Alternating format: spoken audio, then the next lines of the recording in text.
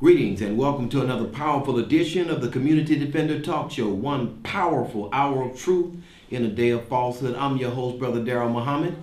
I'm Sister Deborah Muhammad, and welcome to the Community Defender Talk Show. And of course, we have a wonderful show planned for you. We're going to get right into it. We have with us an amazing guest by phone, our brother, Dr. Wesley Muhammad. And we're just going to say a few things about brother because brother wants to get right into the subject matter at hand, which is dealing with the assault on black manhood. Now, our brother, Dr. Wesley Muhammad, of course, is from Detroit, Michigan. He is an author, a historian, a professor, a scholar, and he is also a minister in the Nation of Islam. He received a Bachelor of Arts in Religious Studies from Morehouse College, of course, my father's alma mater, graduating with honors in 1994. Of course, he also received a master's degree in Islamic Studies from the University of Michigan, and he also received his PhD in Islamic Studies with a focus on early theological development in Islam. Dr. Muhammad's doctoral work included training in classical Arabic, biblical Hebrew, German, and French. Of course, this brother is deeply into the real scholarship of what is going on. He's the author of numerous books, and the book that we're going to principally be dealing with, or the subject matter thereof, can you give me that book? Understanding the Assault on the Black Man, Black Manhood, and Black Masculinity. Understanding the Assault. Now, see, I like that word. Now, Dr. Wesley, are you with us? I am, Brother Daryl, Sister Deborah. Thank you so much for the opportunity to join you on your wonderful platform. Thank you, sir. Thank you, sir. Now, of course, we tried to follow as we were instructed and get right into the subject matter, and I guess we can just kind of lay a base. You have written a book dealing with the assault on black masculinity, and of course, we know that white supremacy has always only wanted one man acknowledged as a man, and that is, of course, the Caucasian man. Now, everybody has been a buzz about a man at the Oscars, right, who had some sort of a tuxedo gown or something, and it was posted on Facebook. Some people abhorring it, and other people extolling it as some breakthrough. And of course, all of this is going on. There's people with T-shirts that say "Gay is the new black." Yeah. And so this thing is absolutely going totally crazy. So we wanted to, I guess, get into some of the research that you've done as it relates to this assault on black manhood that you talk about in your book. A lot of people think that what we talk about is a figment of our imagination, that black manhood is not really under assault, that it's things that we in the black community have done. But what would be your take on that, as well as some of the current events and how that relates? Yes, sir. Thank you. When Billy Porter showed up on the red carpet of the Oscars, he was not only donning a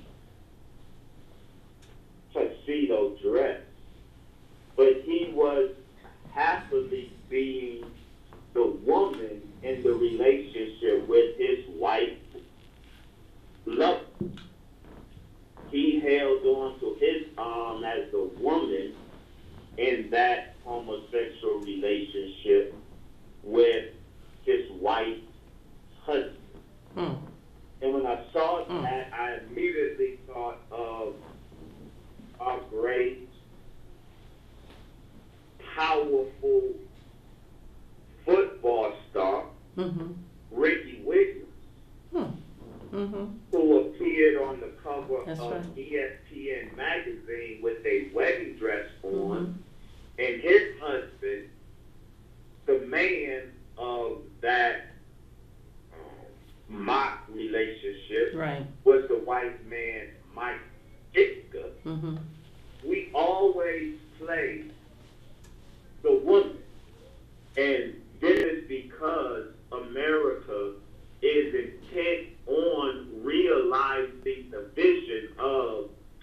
Robert Ezra Park. Robert Ezra Park, Brother Daryl and Sister Deborah, was an important American sociologist from the University of Chicago. He, in fact, worked in some instances with Booker T. Washington. But Robert Ezra Park theorized that the Anglo-Saxon people, as a people, were the man of the human races. Because the Anglo-Saxon people were judicious, were enterprising, were intellectual, were productive. They were the man of the human race. He also theorized that the Negro was the lady of the human race. The Negro, as a people, he said, loved entertainment. We were so polite, we didn't want to hurt anyone's feelings. So he theorized that the Negro was the lady of the races. So when I saw Billy Porter in his tuxedo dress at the Oscars, I saw Robert Parks, Negro, as the lady of the races. Man. So this thing goes deeper than this stuff has been going on, and we've been moving in this direction for quite some time. Well, I would also like to ask about there's a psychological component that you talk about, and then there's an actual biological component, and I would like for you to get into some of your research about the biological components of this, because many of our viewers may know people that might be, dealing with some of this. So I think that if you could unpack that for us, that would be good. Yes, and that's very important to spotlight, Sister Deborah, because, Brother Daryl, we haven't been just going in this direction as if organically, as a natural flow of human events. Absolutely not. We as a people have been deliberately moved in this direction. And when I say deliberately, I mean we have been socially moved in this direction. We have been scientifically moved in this direction. So what am I exactly saying? Robert Ezra Park's vision, sociological vision of the Negro as the lady of the races inspired this country, such that American government and scientists working on behalf of the interests of the government's agenda have made it their mission to scientifically bring to fruition Robert Parks' sociological vision. So to scientifically make the Negro, the black man in America, scientifically make us the lady of the races has been the aim of this government for over a century, but really, especially after the so-called riots of the 60s. That's right. As a result of the riots of the 60s, this government determined that the problem, the root cause of all of that violence, chaos, and carnage from their perspective, the root cause was a mental health problem afflicting inner city black males, a mental health problem they describe as black masculine hostility. So black masculinity was not only criminalized as a result of the riots, but it was pathologized. Black masculinity is now a medical problem to be fixed. And so from the Nixon administration down to the Trump administration, this government has been hell-bent on scientifically neutralizing black masculinity.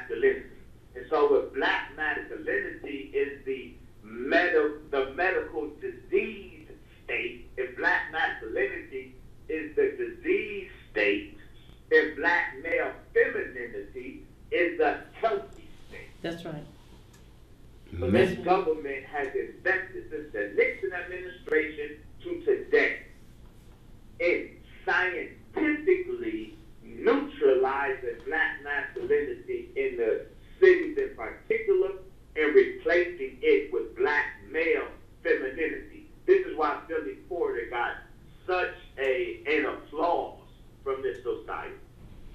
So what ways do they go about, or have in your research, have you found that the government and other people that are interested in suppressing black masculinity, what are some of the ways that they've gone about trying to accomplish their plan, their machinations? Great question. So let me try to briefly run through. I said it started with Nixon. It goes all the way to Trump. Every government administration since Nixon has been invested in this project. I call it Project Ferdinand. So Richard Nixon, he set up clinics throughout the black community in America and pushed methadone, Yes. the drug methadone, down the throats of black inner city males in particular, under the guise that it was a aid to get us off to cure heroin addiction. But now we know that the methadone project, pushing methadone, is a much more addictive and dangerous drug than heroin. The Nixon administration literally set up clinics throughout black America and freely doled out one of the most addictive substances that could be dropped in the black community, a substance that was first tested by the CIA as a chemical warfare agent. And why was Nixon, who was the president who waged the war on drugs, why was he doling out methadone in the black community? Because methadone, to a far greater degree than heroin, methadone depletes male testosterone. Yes. Methadone neutralizes the biochemical masculinity of males. Methadone does. And so the Nixon administration, who on one hand claimed to be waging war against the epidemic of drugs in America, on the other hand set up clinics and freely doled out this most potent drug, methadone. We can go from there to the CIA, President Ronald Reagan, Vice President George Bush, and the deliberate creation and dropping of crack cocaine in South Central Los Angeles. But what most people don't know about the crack cocaine episode, it's common knowledge now, Sister Deborah, because of the great work of San Jose Mercury journalist Gary Webb. But before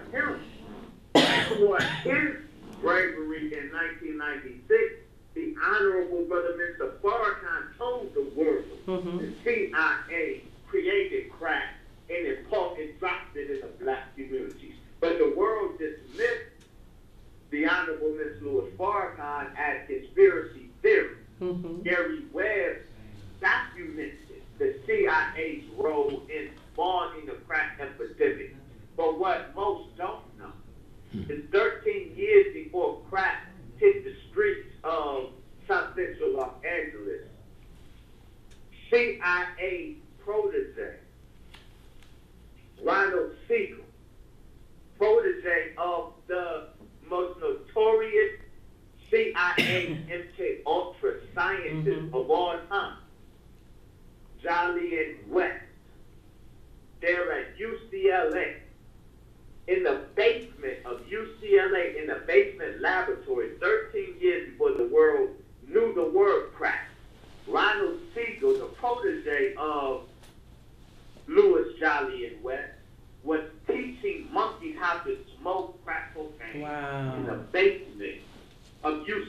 land. Wow. And those monkeys were proxies by their own admission. Lab monkeys are proxies for inner city males. So it was not an accident that 13 years after the CIA was teaching monkeys in the basement of UCLA how to smoke crack cocaine, 13 years later, crack cocaine mysteriously ends up in or appears on the streets of South Central Los Angeles. And why crack cocaine? Because crack cocaine cocaine has two characteristics that made it so promising as a chemical weapon against black masculinity. One of its characteristics is that it has a high melanin affinity. In fact, street drugs, cocaine has the highest melanin affinity, meaning the chemical nature of cocaine is drawn to and attaches type to melanated tissue. So the more melanin in an organism, the tighter the cocaine will bind to that organism, and it will stay attached to that tissue, releasing its poison. Cocaine is it's literally an ethnic weapon. Yes. The other thing that cocaine does, once it attaches to melanated tissue, black folks' bodies, in a way it does not attach to white folks' bodies. It then depletes testosterone. So it has a melanin affinity. It attaches to melanated tissue, black bodies, and it devastates black bodies in ways that it does not affect white bodies. And while it is poisoning the body, the black body, it's neutralizing our testosterone. And Dr. Wesley, project. Dr. Wesley, I guess, years ago, Richard Pryor did a routine where he actually talked about cocaine, and he joked about the fact that it took away all of his desire with his spouse. He kind of laughed about the whole idea that it was an aphrodisiac. He said it was just the opposite in one of his comedy routines about how it did that. And of course we have all of this low T advertisement that is going on. Talk to your doctor if you have low testosterone. So all of this is, I guess, coming to bear. And I wanted to ask a question that was part of my curiosity, but I wanted to know, is it true that this one of the major demons on the planet Earth, Dr. Henry Kissinger, did he recommend as a matter of population control a study homosexuality for the black community? Well, I have not been able to verify credibly such a statement from Henry Kissinger. I don't know that. I know that there are memes suggesting that. I have not yet found the receipts of it. Yeah. That's not to say that it's not real. It's just I have not come across the actual receipts regarding Henry Kissinger himself. However, we don't need Henry Kissinger's testimony that the black community was targeted with a homosexual agenda by the U.S. government. We got those receipts, for example. Well, okay. Yes. No, go ahead. I thought you were finished with that point. Yes, sir. Go ahead, please. Well, I was on an example of the very first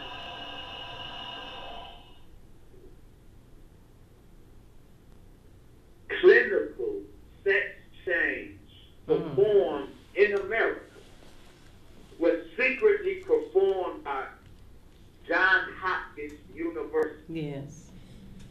there was a black man who was converted into a black woman and then pranced around the nightclubs of New York. Wow. Showing off the new transgender beauty, they said. And what was the agenda behind this? Well, in fact, the Johns Hopkins University Clinic had a deal. John Money and others did certain because they decided sex change operations were at least one of the adequate responses to the problem of inner city violence. So black men who were caught up in the court system, the judge could order them to, instead of going to jail, have a sex change. Wow. That is really wicked. This was described as social, the exact language is social correction through sex change. Get out of here. And so the very first sex change in America was done on a black man.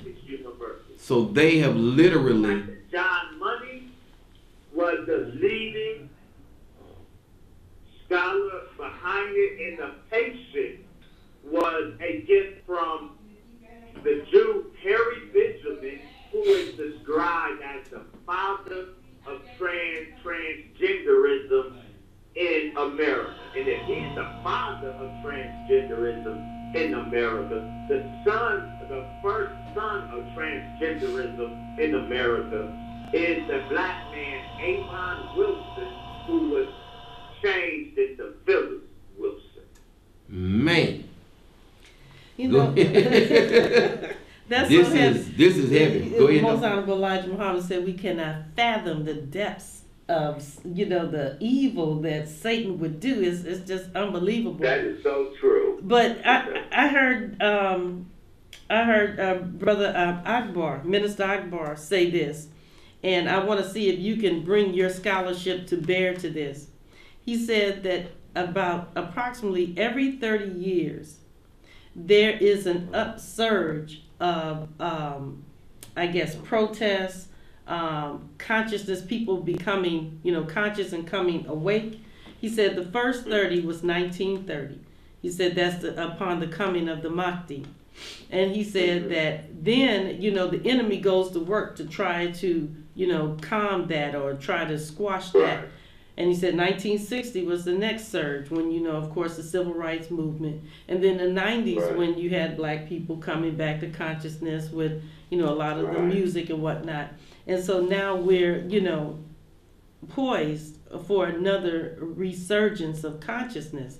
So within the music, you hear now prevalence of drug abuse. I mean, rampant and overt drug abuse. That's right. Molly Percocets, just any type of drug, along with the sex. So, with your research at Current, what are some of the mechanisms by which the government is, or any agency, because it could be private, could be privately funded, do you know of that's working on, of course, trying to suppress the conscious movement that's coming on the scene? And do you think that they would be successful in the light of what we heard 2 weeks ago by the Honorable Minister Louis Farrakhan and his announcement? Right, yes. Thank you. So to answer the last question first, Satan will not prevail over Allah. Yes. He will not. He will have, and does have, momentary, what appears to be victories, but this win will go to Allah and His Christ, the most honorable Elijah Muhammad, and their Messiah, the honorable Brother Minister Farrakhan. To your first question, you answered it. The most effective mechanism right now is the weaponization of hip-hop. The weaponization of hip-hop music is the most effective tool in the hand of our enemies to social engineer us as a people into something that God will not claim as his own. That's the point, the end game for the enemies of God. Because remember, God's lordship is stated in and on his making the worst of humanity into the best of humanity. Yes. His making the last be the first. That's right. This is how he, the Mahdi, will show to all of the gods who doubted him, will show to the world that he is the God, the greatest God that ever lived, by taking what Satan has destroyed and made into his product. God is going to take that and make it into Satan's replacement on the earth. Satan knows this. He knows that the people in his midst, the so-called American Negro, the black man and woman in America, God has came, state his lordship on our ride, and we are to be his, Satan's replacement. So Satan is determined in his fight.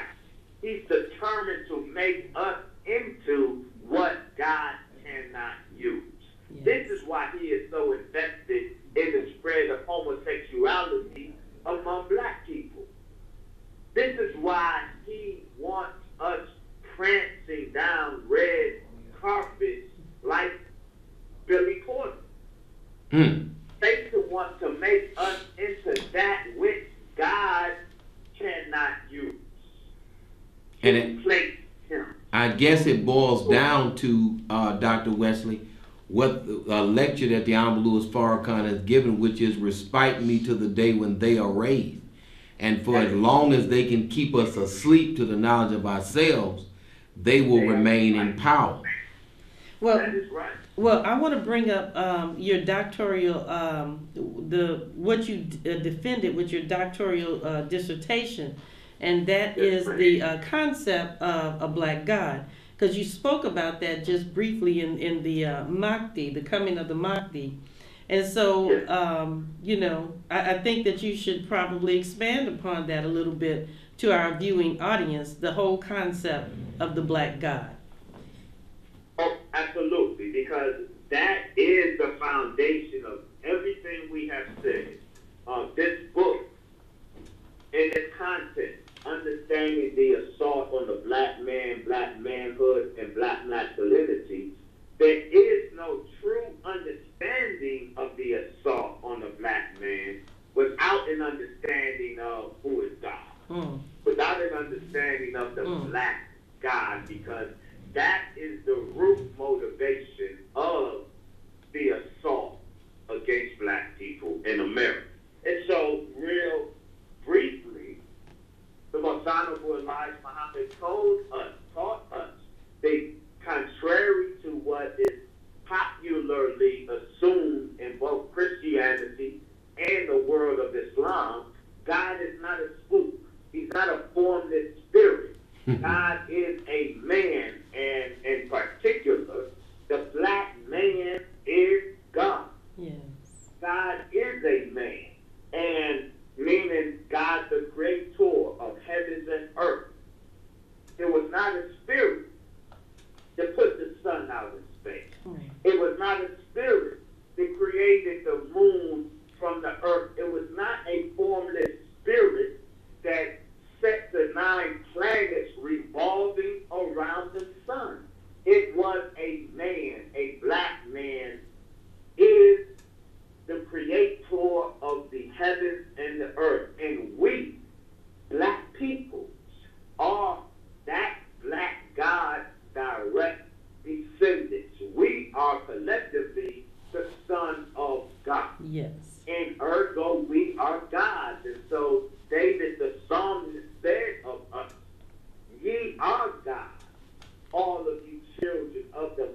High God. That is us. That is the black man and woman of America and the world. That is the black God. That is God. I wanted to raise this. You know, during slavery and then after slavery, with a lot of the mob attacks against black men, oftentimes when they would lynch us, part of the ritual was for them to cut off the genitalia of the black man. Absolutely. And in my family's hometown, in some of these stores, there was the scrotum, if you will, of black men in some of these stores in jars, okay, in Alabama. What town is that? This is Henry County, Alabama. Yes, sir.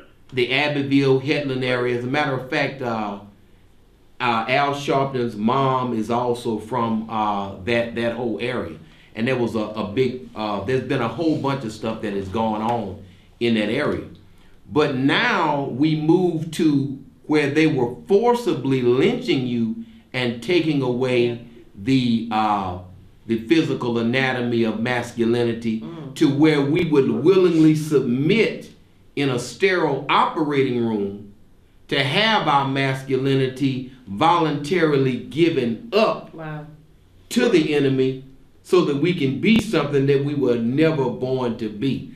The other thing I wanted to mention, I wanted to ask about was this. Now, before you move on, I gotta let you know there's a critical phase that you missed in that wonderful chronology. Yes, sir. That's very critical.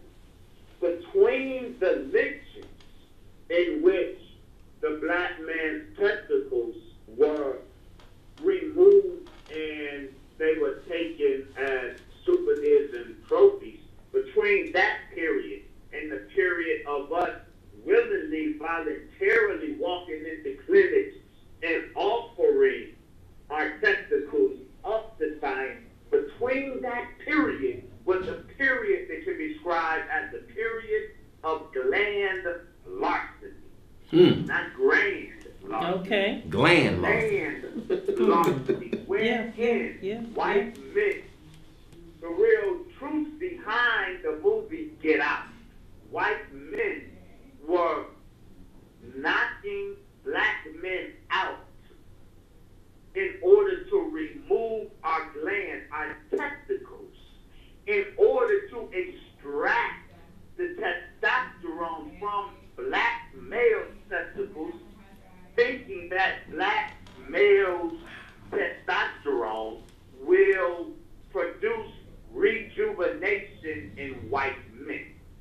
There was a whole rejuvenation movement in Europe and America of white men seeking to rejuvenate their masculinity through the use of black male testosterone, and they were getting this testosterone, this is the 20s and 30s, they were getting this testosterone by literally stealing the glands, stealing the testicles of black men on the streets. They would meet black men in bars, slip them drugs. Those black men would later wake up. This is Chicago, for example. They will wake up. Billionaires will finance gangs of thugs to knock out black men. And when those black men wake up, they wake up with their testicles gone. And the point of this gland larceny was to get the testosterone out of the testicles so that white masculinity can be rejuvenated. Wow. That is that is really, really astounding right there. That is a critical part that we were definitely missing. But somehow we can believe that's the case. No doubt about it. And Yes. it's almost, it's what the Honorable Elijah Muhammad said to the Honorable Louis Farrakhan. You cannot fathom the depth of Satan. Can't do it. But You cannot fathom the but- depth of this stuff. yeah, but with some of the depth of Satan, praise be to Allah, is being exposed by the Honorable Louis Farrakhan and by scholarship like yours to begin to expose these things. And it seems really interesting that at every turn, even with the war on drugs, which was mentioned in the Nixon administration, there was a man named Ehrlichman, a Jewish person, in the room when that was discussed. And when you go all the way back to Margaret Sanger and her Planned Parenthood and Planned, eugenics. there's always a Jewish person in the room, always a Jewish person at the cutting edge of the destruction of black people at some point. And so And that makes sense.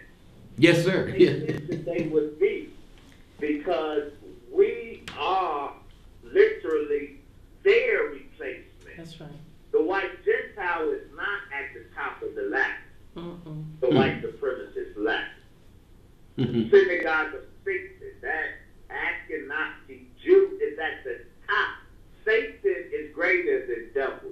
Right. Satan is at the tip of the spear. We are collectively the son of God. Yes. And ergo, we are gods. And so David the psalmist said of us, ye are God, all of you children of the Most High God. That is us. That is the black man and woman of America and the world. That is the black God. That is God. I wanted to raise this.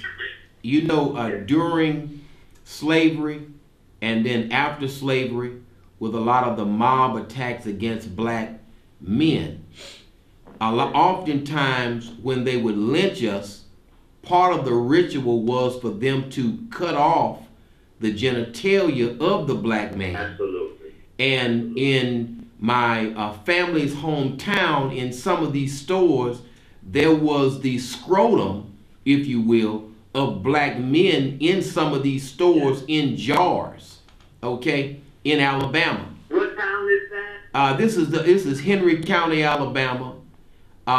Yes, sir. The Abbeville, Headland area. As a matter of fact, Al Sharpton's mom is also from that whole area. And there was a big, there's been a whole bunch of stuff that has gone on in that area. But now we move to where they were forcibly lynching you and taking away the physical anatomy of masculinity to where we would willingly submit in a sterile operating room to have our masculinity voluntarily given up to the enemy so that we can be something that we were never born to be. The other thing I wanted to mention, I wanted to ask about was now, this. Now before you move on, I gotta let you know there's a critical phase that you missed in that wonderful chronology. Yes, sir. It's very critical. Between the lynchings in which the black man's testicles were removed and they were taken as souvenirs and trophies, between that period and the period of us willingly, voluntarily walking into clinics and offering our testicles up to science, between that period was a period that can be described as the period of gland larceny. Not grand larceny. Okay. Gland larceny. Gland larceny. Wherein white men, the real truth behind the movie Get Out, white men were knocking black men out in order to remove our glands, our testicles, in order to extract the testosterone from black male testicles, thinking that black males' testosterone will produce rejuvenation in white men. There was a whole rejuvenation movement in America of white men seeking to rejuvenate their masculinity through the use of black male testosterone, and they were getting this testosterone, this is the 20s and 30s, they were getting this testosterone by literally spilling the glands, spilling the testicles of black men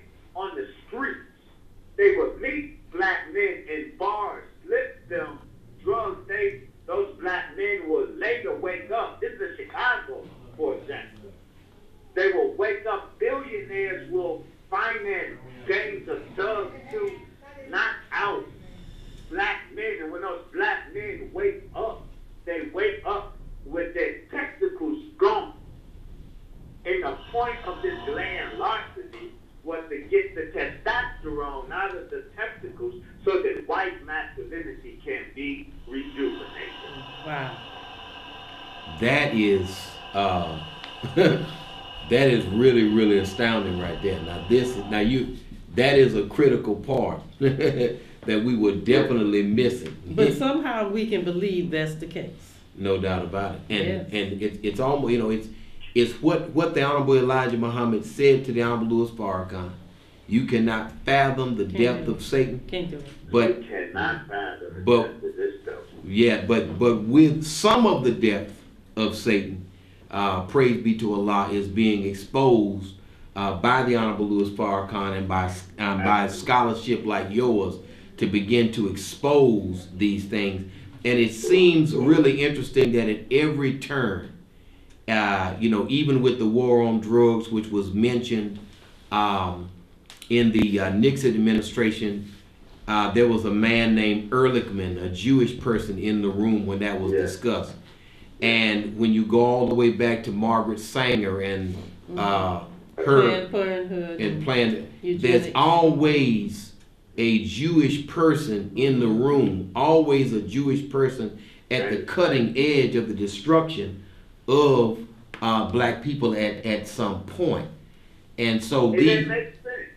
yes, sir. It makes sense that they would be, because we are literally their replacement. That's right. The white Gentile is not at the top of the ladder. Mm-mm. The white supremacist ladder. Mhm. Synagogue of Satan, that Ashkenazi Jew is at the top. Satan is greater than devil. Right. Satan is at the tip of the spear.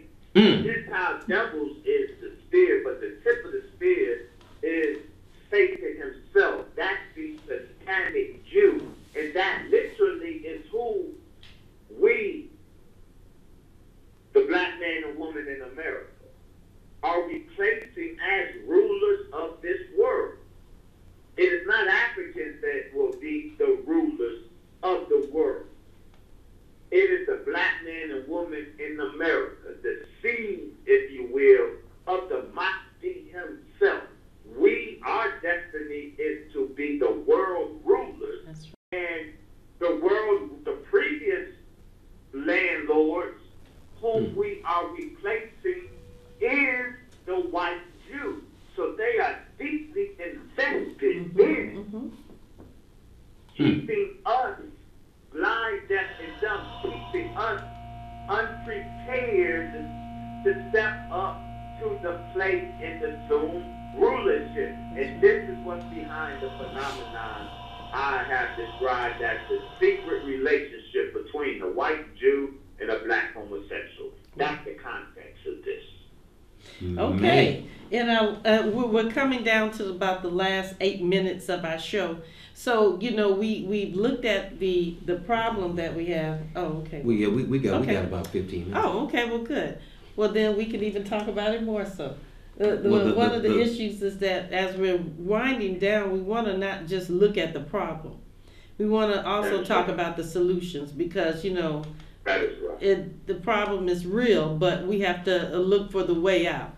So, you know, I know that you work or you're a member of the Honorable Minister Louis Farrakhan's ministry staff, as well as the Executive Council of the Nation of Islam. And Yes, ma'am. so, you know, you're... But now, could I interject something? Because I wanted just to ask the scholar while we have him on the line. Okay. There's an articles that have come up online, and a couple of representatives of the Honorable Louis Farrakhan have kind of brought it, have mentioned it and touched on it. The military, this thing that the military supposedly has, which is something called homosexual gas.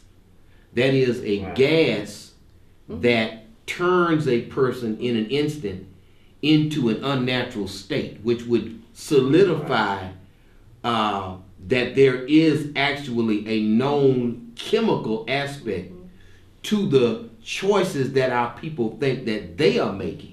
And I was wondering if our brother, Dr. Wesley, could actually verify, is that actually true that there is gas that the military has developed? Right. So that particular article that many of us in the nation have shared, the Pentagon's plan for a so-called gay bomb. And the thinking behind this gay bomb was that upon explosion, it would release a gas that will make the enemy chemically alter the enemy in such a way that instead of wanting to kill on the battlefield, he would want to have sex on the battlefield with whoever is there, including the male enemy combatants. Now, of course, the Pentagon admits that such a gay bomb was on the theoretical drawing board, but of course they claim that they disabused themselves of the thought of a gay bomb and never produced it. However, the Pentagon's gay bomb is a real science thing. What we have documented is absolutely the government's use and mastering of chemicals to produce homosexuality. For example, Richard Nixon's magic bullet to produce homosexuality was psychotherapy, a chemical that he financed Detroit's health clinic to test on black prisoners with the hope that this chemical would produce sexual inversion.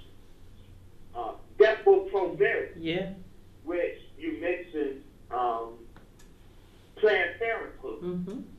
Planned Parenthood pushes Depo-Provera That's right. on primarily black mothers because Planned Parenthood is then is mostly in black and brown communities. That's right. That's how it is in Baton Rouge. Depo-Provera is pushed on black and brown mothers, but Depo-Provera, medroxyprogesterone, is a progestin chemical. It's a chemical that imitates the female hormone progesterone. But what Depo-Provera does to males is that male, especially if that male is a baby on the breast of a woman who's on Depo-Provera, that chemical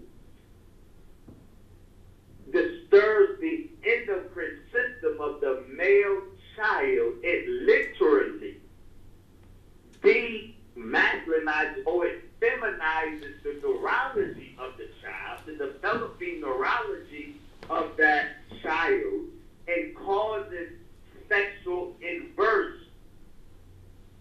Depo-Provera causes sexual inversion. It inverts sex. So it feminizes the neurology of black infants, of male infants. It masculinizes the neurology of female infants. Now, Dr. Wesley, when you say neurology, break that down for us exactly what you mean. Now, yes, ma'am. Okay. Yes, ma'am. Masculinity and femininity are not restricted to private parts. Right. That is not the case. Masculinity and femininity are rooted in biochemistry. There is a masculine biochemical profile. The ratio of testosterone to estrogen to serotonin to cortisol, there's a ratio, there's a proper mix that means masculine and a proper mix that means biochemical masculinity and biochemical femininity, there is a such thing as masculine neurology and feminine neurology. Okay. The male brain and the female brain are wired differently. The reason they are wired differently is because in the womb, medroxyprogesterone is a progestin chemical. It's a chemical that imitates the female hormone progesterone. But what Depo-Provera does to males is that male, especially if that male is a baby on the breast of a woman who's on Depo-Provera, that chemical disturbs the endocrine system of the male child. It literally demasculinizes or it feminizes the neurology of the child, the developing neurology of that child, and causes sexual inversion. Depo-Provera causes sexual inversion. It inverts sex. So it feminizes the neurology of black infants, of male infants. It masculinizes the neurology of female infants. Now, Dr. Wesley, when you say neurology, break that down for us, exactly what you mean. Now, yes, ma'am. Okay. Yes, ma'am. Masculinity and femininity are not restricted to a private part. Right. That is not the case. Masculinity and femininity are rooted in biochemistry. There is a masculine biochemical profile.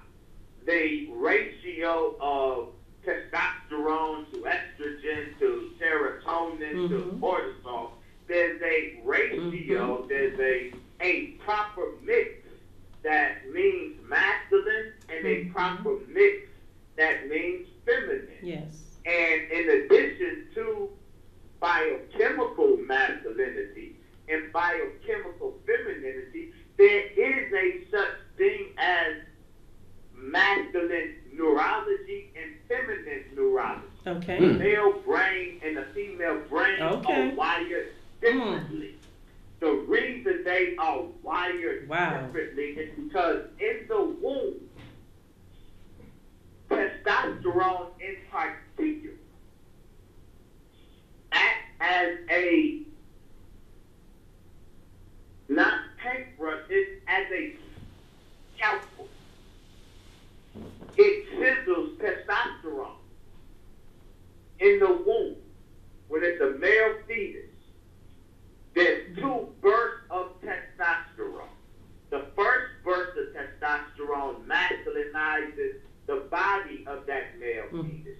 The second burst of testosterone masculinizes the brain of that male fetus. That chemical testosterone literally scalps the male fetus's brain in a masculine way. The absence of that testosterone is what produces by default the feminine neurology. That's why a female fetus is masculinized in the brain, because the absence of testosterone leaves her brain alone to feminize. It takes testosterone to scout a masculine or chisel a masculine brain. If you interfere with those two or either one of those bursts of testosterone in the womb, you will cut off the process of masculinizing the brain. And this is how people can come out born with a physical male body. The baby has a male body, but what you don't know until later in life, he was born with a female neurologist. If one of those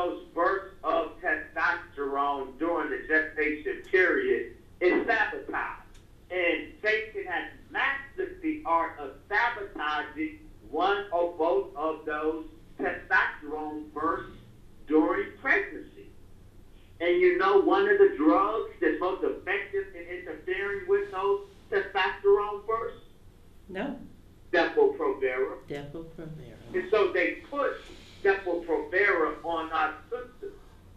If you are pregnant, the sister is pregnant, and she goes into the doctor, they are talking about putting her immediately on birth control.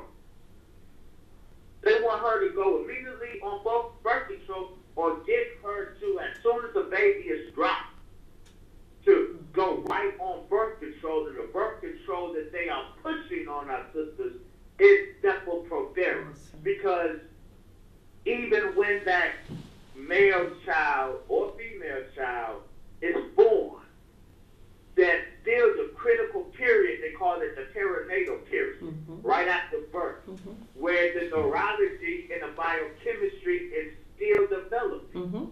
So that Depo-Provera can still interfere with the biochemistry and thus the neurology of that baby.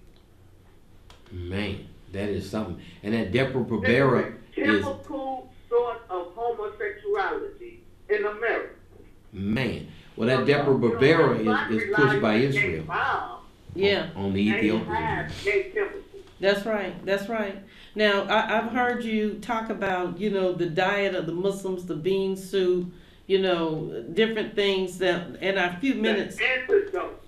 That's the message. Antidotes. What would you suggest? Of course, no birth control. What diet? What are some of the other things that maybe even could combat? Because maybe people have been already exposed to these things, and you may identify. Yes, sir. If we take baths or we take showers, then we've been exposed. Right. If we don't take a bath in Fiji water, then we've been exposed. All of us have been exposed. Yeah, chloride. Chloride. And that's why, not just the fluoride. Fluoride is a problem, but our tap water has more than fluoride in it. It has estrogenic chemicals in it, right, including atrazine. Our waters in Chicago, in Black Milwaukee, in Atlanta, in Detroit, in Boston, our water is full of estrogenic chemicals. And then the soy that we eat. All the soy that's in the food. We've all been exposed to it, and your question is the right one. What is the solution? We just spent all this time describing the medical carnage that we suffer from. What's the medical solution? That's the importance of the coming of God. We don't seek to impose religion on our suffering people. God brought the medical, physical solution to everything we just described. And so because Satan's magic bullet to scientifically induce homosexuality isn't some gay bomb. His magic bullet is a spectrum of chemicals that throws off our biochemistry. That's how he causes his mischief with us, by affecting our biochemistry. The most honorable Elijah Muhammad, in How to Eat to Live, what our people need to understand, that book, How to Eat to Live, was not just a diet requirement, it was the medicine to reestablish our biochemistry. Yes. In the face of this assault on our biochemistry, the Navy being restored our testosterone to estrogen levels. The Navy being restores our serotonin levels. The milk, the whole milk that the most honorable Elijah Muhammad told us to drink. And the white man got black people thinking that we collectively are lactose intolerant. So we run from milk, and milk is the food of the gods. Yes, sir. Even more than the Navy being whole milk, not commercialized milk that's been weaponized, but whole and wholesome milk is the food of the gods. It's like liquid sunshine. Praise Praise be What to him. sunshine provides to us as sun people, in the absence of sunshine here in this dungeon called North America, in the absence of natural sunlight, whole milk provides that. So the medical solution to this medical scientific problem we spent an hour describing, the medical solution is the diet prescribed by God himself through the Most Honorable Elijah Muhammad. Thank you so much, Dr. Wesley. That was well said. Sister Deborah, we've come to the end of our program. We thank you so very much for taking time out of your busy schedule and joining us for the 20th year of the Community Defender Talk Show. We pray that Allah continue to bless you and bless your family, and keep up the good work, brother. Expose the enemy, because, you know, we have to wage this war, and we shall surely win. Absolutely. And Yes, ma'am. continue to offer that wonderful help to the Honorable Minister Louis Farrakhan in the city of Chicago. And congratulations on your 20 years. That's a mighty accomplishment. All praise. Thank you, my brother. And Thank you. of course, that does it for this episode of the Community Defender. Come on back again when we will give you another installment of this truth that we all so desperately need. Assalamu alaikum. God bless. Alaikum.